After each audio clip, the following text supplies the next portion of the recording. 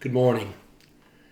This past Sunday in worship, we continued on with the sermon series, The Odd Couple, and the couple we looked at was Arnold Palmer and Jack Nicklaus. And we looked at 1 Corinthians 13, starting in the 4th verse. There are some fascinating stories about Jack and Arnold that I didn't get to tell you on Sunday.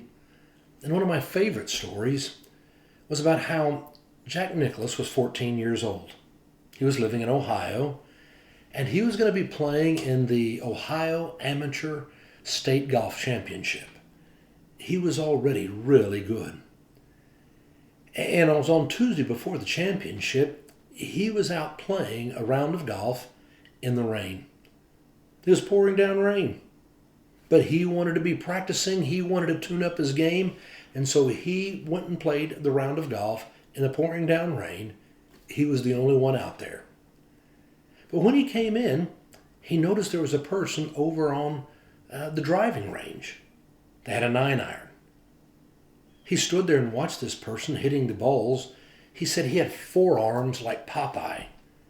It was amazing how he hit that ball with a 9-iron. He watched him about 10 minutes, and then he went into the clubhouse, and he said to the pro there, "Who is the guy out on the driving range?" And he said, "Well, he won the club championship last year, the tournament here. That's Arnold Palmer."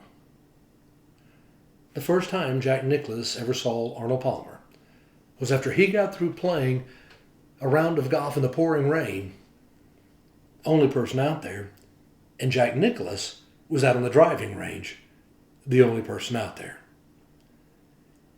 Couldn't help but make me think about how these two men, who became just the greatest in golf,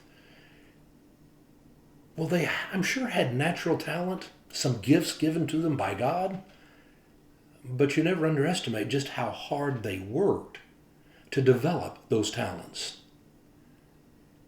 You know, you and I have the power to change our lives.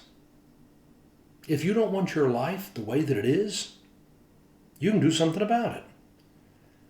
But you'll have to pay a price. It really is about working so hard. And what we focused on Sunday was, in the end, it's not about having to be better than everybody else. Jack Nicklaus, Arnold Palmer, they developed their skills to the best they could, and what they learned in the end was they would be their very best they could be, and they could also learn to love and to respect, to enjoy and to appreciate the person they competed against. You don't have to be number one. You don't have to be the best, but you have to be your best. You have to look at what you need to change in your life or what you want to develop in your life if you want it to be different. We sometimes complain we don't like things the way they are.